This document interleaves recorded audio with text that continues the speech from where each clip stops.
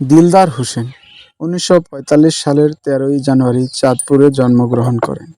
তার শৈশব ও প্রাথমিক শিক্ষা সেখানেই কাটে, যার পর তিনি অভিনয়ের জগতে পা রাখেন। বাংলা সিনেমার সোনালী যুগের এক অবিস্মরণীয় নাম হাসির জাদুকর দিলদার হোসেন। দর্শকদের মুখে হাসি ফোটানোই ছিল যার মূল মন্ত্র। আজ আমরা জানব এই কিংবদন্তি অভিনেতার জীবনের কিছু অজানা গল্প। ১৯৭৫ সালে কেন এমন হয় সিনেমার মাধ্যমে বড় পর্দায় পা রাখেন দিলদার। এরপর আর তাকে পিছু ফিরে তাকাতে হয়নি। একে একে তিনি উপহার দেন অসংখ্য জনপ্রিয় সিনেমা। তার বিখ্যাত সিনেমার মধ্যে রয়েছে তুমি শুধু আমার, মেঘলা আকাশ, কুলি, জীবন সংসার এবং আব্দুল্লাহ। অভিনয়ের পাশাপাশি দর্শকদের ভালোবাসা এবং পুরস্কারেও তিনি সিক্ত হয়েছেন। ২০০৩ সালে তুমি শুধু আমার চলচ্চিত্রের জন্য তিনি সেরা কৌতুক অভিনেতার হিসেবে বাংলাদেশ জাতীয় চলচ্চিত্র পুরস্কার অর্জন করেন।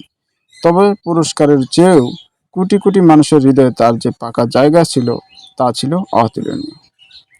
সময়ের সাথে অনেকেই হয়তো ভুলে যাচ্ছেন এই হাসির জাদুকরকে, কিন্তু যিনি তার জীবনের প্রতিটি মুহূর্ত দর্শকদের আনন্দে ভরিয়ে রেখেছিলেন তাকে কি ভোলা যায়? আসুন আজ নতুন করে স্মরণ করি বাংলা সিনেমার এই অপ্রতিদ্বন্দ্বী কৌতুক সম্রাটকে। সময়ের সাথে অনেকে হয়তো ভুলে যাচ্ছেন এই হাসির জাদুকরকে, কিন্তু যিনি তার জীবনের প্রতিটি মুহূর্ত দর্শকদের আনন্দে ভরিয়ে রেখেছিলেন তাকে এত সহজে কি করে ভোলা যায়? সবাই আসুন আজ নতুন করে তার নামটি উচ্চারণ করে সম্মান প্রদর্শন করি। আজকের এই আয়োজনে আমরা স্মরণ করছি বাংলা চলচ্চিত্রের কিংবদন্তি অভিনেতা দিলদার হোসেনকে। তার অসামান্য অভিনয় দিয়ে তিনি আমাদের হৃদয়ে যে ভালোবাসা ছড়িয়ে দিয়েছেন তা চিরকাল অমলিন থাকবে। আমাদের এই ভিডিওটি আপনাদের কেমন লেগেছে তা অবশ্যই কমেন্ট করে জানান।